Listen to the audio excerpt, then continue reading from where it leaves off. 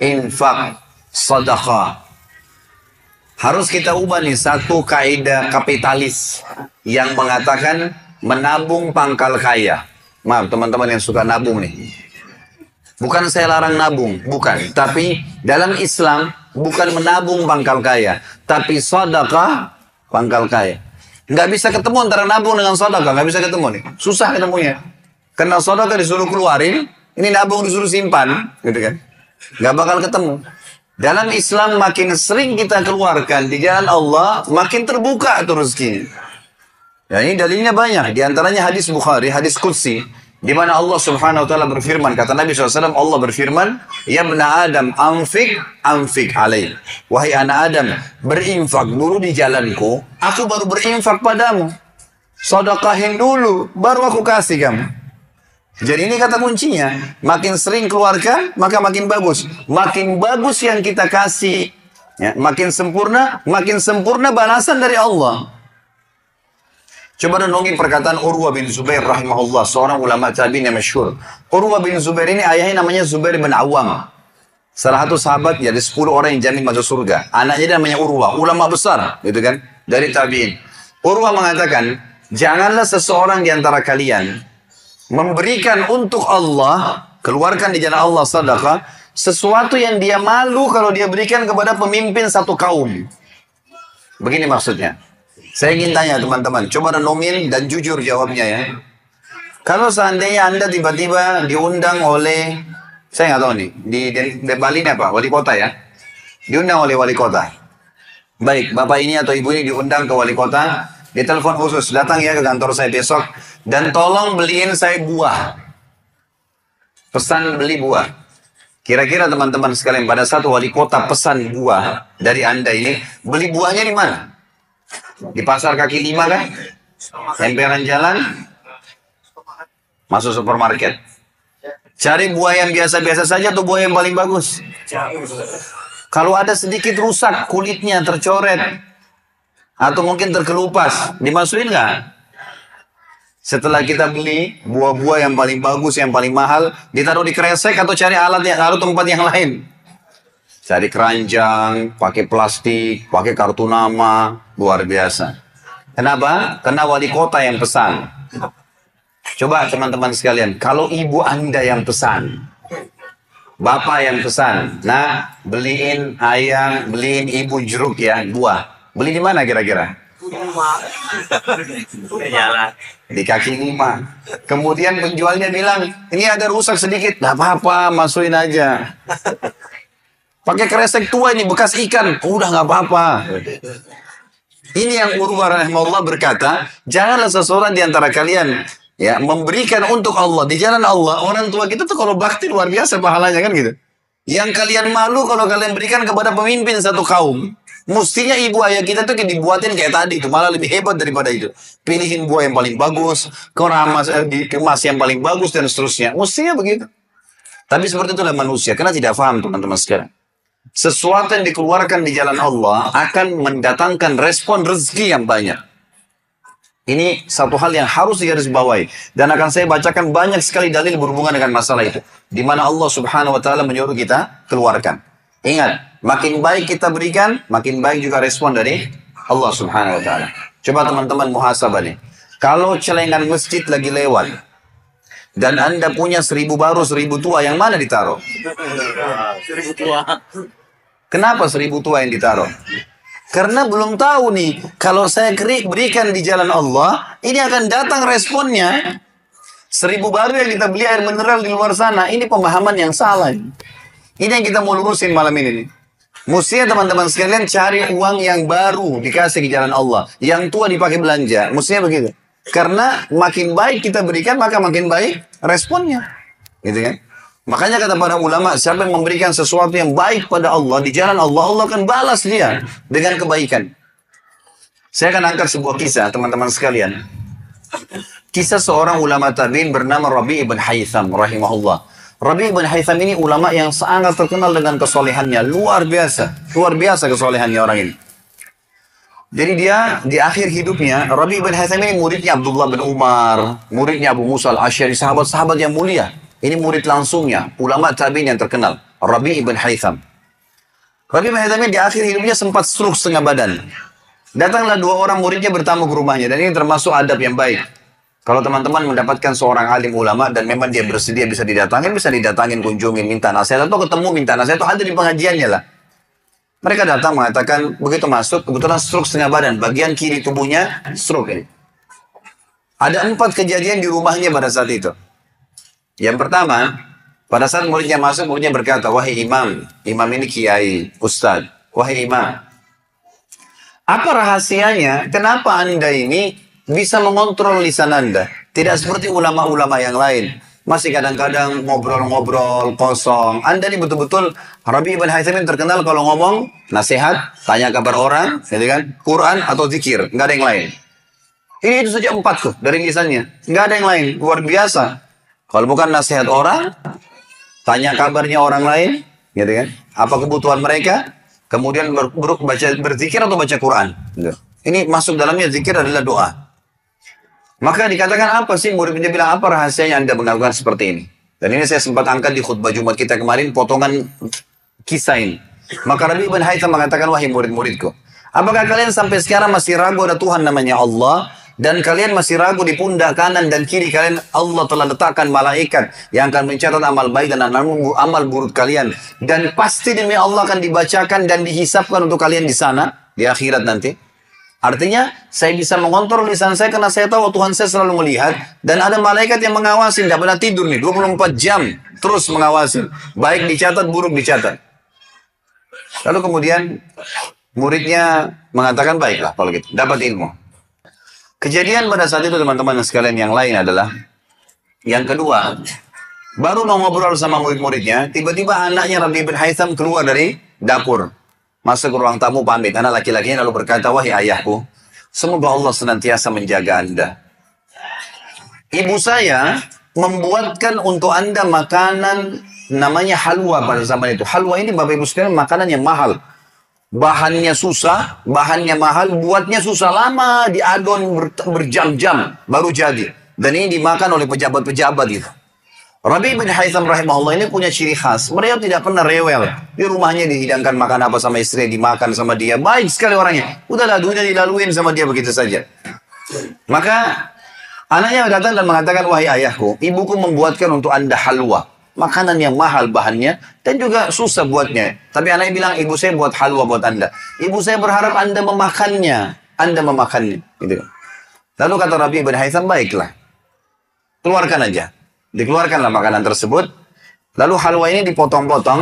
Karena kue yang bagus dan cukup besar, di nampan besar dipotong-potong.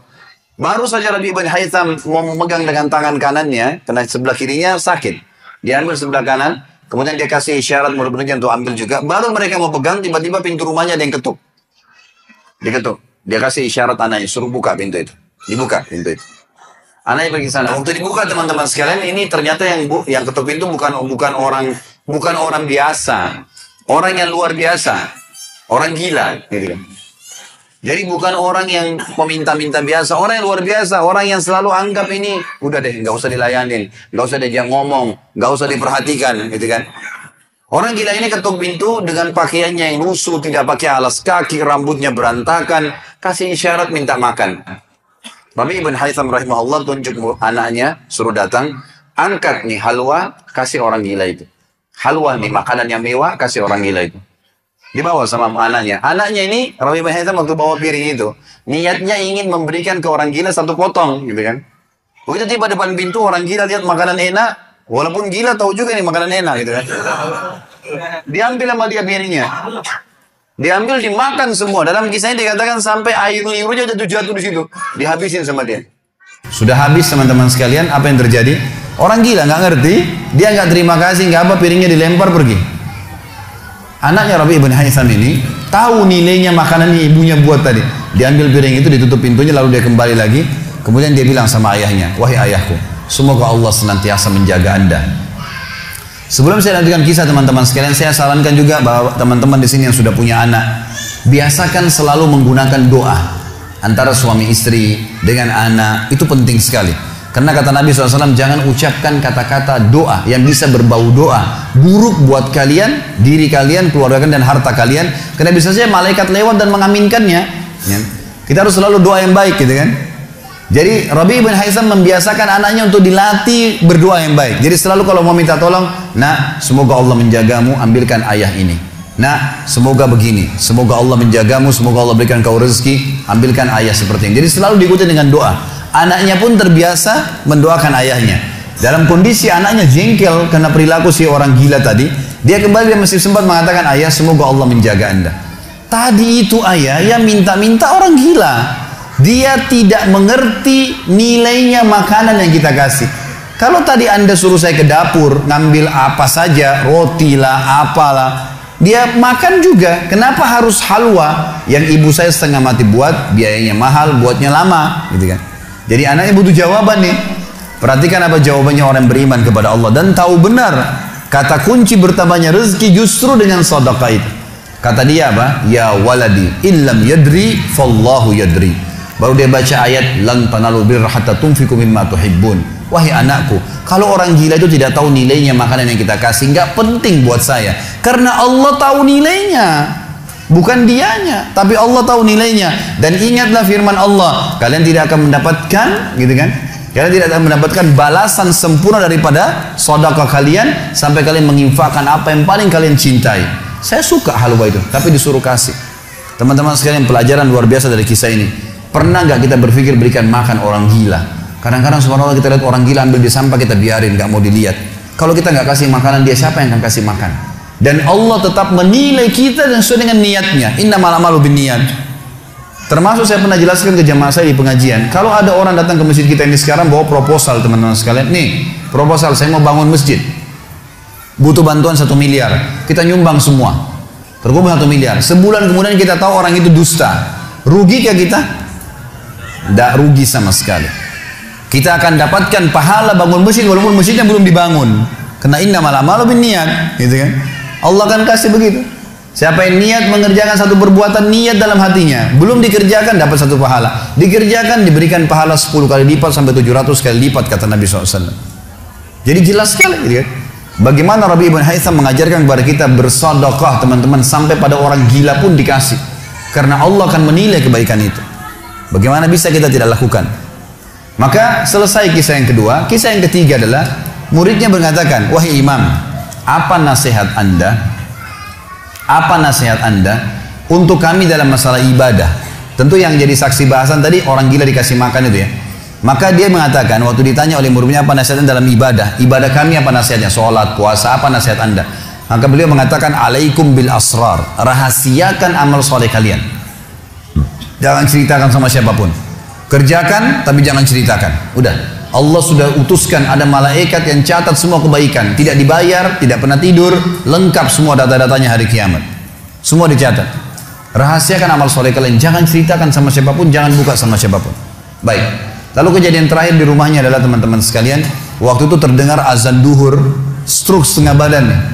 Lalu Rabi' bin Haitham ini saya sekarang berikan motivasi kepada teman-teman yang masih malas sholat di masjid. Rumah Allah harus didatangi teman-teman sekalian, fadilahnya sangat besar. Kata Nabi SAW, setiap orang ke masjid, setiap langkahnya mengangkat derajatnya 1 langkah, yang 1 langkah mengampuni dosanya. Setiap ke masjid dapat 1 istana di surga, dan pulang dari masjid 1 istana lagi. Hadis sahih semua menjelaskan masalah ini, gitu kan? Belum fadilah sholat berjamaahnya, belum terbangun ukhuwah, belum dan seterusnya. Belum lagi hadis Nabi SAW, siapa yang tidak kehilangan takbiratul ihram pertama imam selama 40 hari, dia akan akan diselamatkan dari sifat kemunafikan. Banyak fadilahnya. Rabi' bin Haitham rahimahullah stroke setengah badan teman-teman sekalian. Lalu dia dengar azan duhur, dia kasih isyarat anaknya sudah tahu, suruh datang. Anaknya lalu menopang tubuhnya dia yang sebelah kanan, minta diantar ke masjid. Stroke setengah badan dan sudah sangat tua. Lalu muridnya bilang, saya lalu kemudian membantu menopang tubuhnya yang stroke, dan demi Allah untuk kami membawanya ke masjid, kakinya yang stroke terseret di tanah. Lalu saya bisikin di tengah jalan, imam, hai kiai, hai guru, anda kan punya rukhsah, punya keringanan, sholat aja di rumah. Stroke, tua, susah, gitu kan? Lebih baik sholat di rumah. Apa kata dia? Orang beriman tidak mengenal stroke kah, sakit keras kah, ibadah kepada Allah nggak terganggu nih. Kata dia, wahai muridku, aku mendengarkan dengan kupingku ini azan. Hayya 'alas shalah, hayya 'alal falah. Ayo salat, ayo mendapatkan kemenangan dari Allah hanya melalui lisan muadzin saja. Karena semua muadzin sama mengucapkan, mau orang Afrika, mau orang Arab, mau orang Melayu, azannya sama. Hayya 'alas shalah, hayya 'alal falah. Allah memanggil saya mengatakan, ayo sholat, pencipta langit dan bumi, ayo mendapatkan kemenangan. Lalu saya sholat di rumah saya, demi Allah saya akan datangi masjid walaupun saya merangkak. Luar biasa nih, ya, keimanan membuat seseorang stroke pun bisa beribadah kepada Allah. Tapi dari kisah kita, ya, dari 4 kejadian di rumah Rabi' ibn Hasan adalah bagaimana dia bersedekah kepada orang fakir miskin tadi. Ada riwayat Bukhari yang lain teman-teman sekalian berbunyi, kata Nabi SAW dulu di zaman Bani Israel ada 2 orang. Di zaman Bani Israel ada 2 orang. 2 orang ini bersahabat, dua-duanya punya kebun. Dua-duanya punya kebun. Kebun ini mereka lagi nunggu hujan dan satu negeri itu belum turun hujan. Tiba-tiba si A sama si B. Si A ini melihat ada awan, kata Nabi SAW, lewat di atas kebunnya. Dan terdengar suara dari awan itu berkata, turunkanlah hujan di kebunnya fulan, kebun temannya dia di sebelah. Maka dia bilang, kata Nabi SAW, orang ini pun mengikuti awan tersebut. Ternyata betul, awan itu menggumpul semuanya di atas kebun temannya, hujan. Tapi cuma kebun temannya, yang lain nggak kena hujan. Maka Nabi SAW mengatakan, dia pun bertanya pada temannya, apa yang kamu lakukan dengan kebunmu? Sampai di musim panas seperti ini pun Allah masih menurunkan hujan untuk kebunmu saja. Apa yang dia bilang? Dia bilang, saya membagi keuntungan dari usaha saya ini menjadi 3. Keuntungannya bukan modal. Sepertiganya saya infakkan di jalan Allah, langsung saya keluarkan. Sepertiganya lagi saya tambahkan ke modal. Sepertiganya lagi saya gunakan untuk keperluan keluarga saya. Jadi ternyata teman-teman sekalian, sedekah itu betul-betul sangat luar biasa. Membuka pintu rezeki. Jadi makin dikeluarkan, makin royal, makin datang. Saya sarankan teman-teman kalau bisa ikutin ceramah saya di YouTube, ada tentang Abdurrahman bin Auf, sahabat Nabi, serial sahabat. Kita sudah membahas 9 sahabat, Abu Bakar, Umar, Uthman, Ali, Talha, Zubair, kemudian Abdurrahman bin Auf, Talha bin Ubaidillah, terakhir itu Sa'id bin Zaid. Dan insya Allah hari Sabtu depan ini akan ada tablik akbar sahabat yang ke-10, Abu Ubaidah bin Jarrah. Abdurrahman bin Auf salah satu sifat ciri khasnya, semua sahabat suka bersedekah, tapi Abdurrahman ini luar biasa dalam sedekah, luar biasa. Beliau pernah kedatangan keuntungan 1 peti emas di satu malam, gak bisa tidur, gelisah. Istrinya tanya, kenapa Abdurrahman? Dia bilang, saya gak bisa tidur nih, belum pernah ada keuntungan sebesar ini. Kata istrinya, lalu apa keinginan? Dia bilang, saya ingin keluarkan jalan Allah, saya gak mau simpan di rumah saya malam ini. Ya, gak mau nabung. Kalau kita subhanallah baru untung 1 juta sudah antri sejam di bank, gitu kan. Ini nggak mau nabung, keluarin malam ini, sedekahin semua untuk fakir miskin. Gitu. Istrinya juga solehah, nggak seperti sebagian muslimah. Maaf, saya nggak singgung muslimah di belakang sana. Tapi ada orang begitu, suaminya dapat untung, sebelum disedekahin, sebelum kasih orang tuanya, sebentar dulu, jatah saya mana? Gitu. Ini enggak, istrinya mengatakan sedekahin. Ayo kita sama-sama. Dibungkuslah emas-emas itu, koin-koin emas, dirham emas itu, kemudian dibagiin, habis. Subhanallah, karena ikhlasnya mensedekahkan semua keuntungan malam itu, besok dalam riwayat saya dikatakan datang 2 peti keuntungan dengan produk yang sama. 2 peti emas dikeluarin sama Abdurrahman, 2 peti emas. Hari ketiga datang 3 peti keuntungan. Dikeluarkan hari keempat datang 4 peti. Begitu terus sampai Abdurrahman memiliki sebuah gudang penuh dengan emas. Waktu Abdurrahman radhiyallahu anhu meninggal dunia, waktu mau dibagi warisannya, itu emas-emasnya saking sudah ditumpuk-tumpuk sampai melengket satu sama yang lain. Waktu mau dipisahin, dibagi, itu harus pakai kampak. Dan yang mengkampak itu tangannya sampai memar, luka. Saking banyaknya. Selalu sedekah. Setiap hari beli 33 budak dibebasin. Setiap hari beli budak bebasin. Setiap hari datangkan 30 kafilah, ya 30 ekor unta untuk diparkir, ditaruh di tengah-tengah jalan, Madinah. Lalu pegawainya berteriak, Abdurrahman membagi-bagi buat kalian, silakan, semua ambil kebutuhannya. Luar biasa gitu. Kita subhanallah kadang-kadang bersedekah, kalau orang datang itu pun masih perhitungan, gitu kan. Ini nggak sengaja cari orang yang butuh lalu dikasih. Maka lihat bagaimana mereka memahami tentang masalah sedekah ini, teman-teman sekalian. Dalam hadisnya dikatakan sedekah tutfi'u ghadabur rahman. Sedekah itu bisa meredam murkanya Allah. Keluarin, jangan ragu dengan masalah sedekah itu. Karena itu kata kunci datangnya rezeki. Mari kita dengarkan ayatnya. Yang pertama adalah surah Al-Baqarah, surah nomor 2 ayat 254. Allah Subhanahu wa taala berfirman, Al-Baqarah 254, A'udzu billahi minasyaitonir rajim, ya ayyuhalladzina amanu, hai orang-orang yang telah beriman pada Allah, anfiku, keluarkan mimma razaqnakum, dari apa yang telah kami berikan untuk kalian rezeki, min qabli an ya'ti yaumun la bay'un fihi wala khullatun wala syafa'ah wal kafirun humudz zalimun. Sebelum datang hari nanti kalian menyesal, nggak ada lagi hari transaksi, nggak ada lagi kasih sayang, tidak ada lagi pertolongan hari kiamat. Teman-teman sekalian, maaf kalau anda punya rezeki banyak di rekening, masya Allah, bagus, tapi usahakan selalu ada sedekahnya. Karena kalau kita biarkan numpuk, kita cuma bangga di angka tulisan, di print bukunya, oh iya banyak ya, 2 miliar, 10 miliar. Kita cuma bangga dengan angka. Apa yang mau dibanggain? Pada saat antum meninggal, kalau antum tidak sedekahkan teman-teman sekalian, tidak punya masjid yang dibangun, nggak punya kegiatan amal jariah, nggak pernah punya sesuatu buat dia infakkan sebenarnya, gitu kan? Maka pastikan orang seperti ini akan menyesal pada saat meninggal. Coba ya saya sedekahin dulu. Makanya kata Nabi SAW, hartamu yang sebenarnya, harta yang kau sedekahkan selama kau hidup, itu harta sebenarnya. Dan harta yang bukan sebenarnya yang kau habiskan beli makanan dan pakaian, habis semua. Yang kau sedekahin. Seorang ulama salaf dulu pernah ditanya, setiap dia dapat keuntungan selalu sedekahin, dapat keuntungan selalu sedekahin, selalu sedekahin. Dipakai untuk kebutuhan keluarganya, sisanya sedekah, nggak ditabung sama dia, dihabisin. Maka pada saat ya ada teman-temannya kumpul di rumahnya lalu berkata, wahai fulan, apa kok nggak sayang hasil kerimatmu? Bukannya ditabung malah dikeluarin terus. Kok nggak sayang sama hartamu tuh? Kata dia apa? Justru saya sayang sama harta saya. Karena saya sayang, jadi saya mau bawa harta saya sampai di akhirat. Ini sedekah saya bawa sampai di akhirat. Kalau saya simpan di sini, saya cuma tabung untuk dunia saja. Gitu. Jadi lihat bagaimana mereka memahami tentang masalah sedekah itu.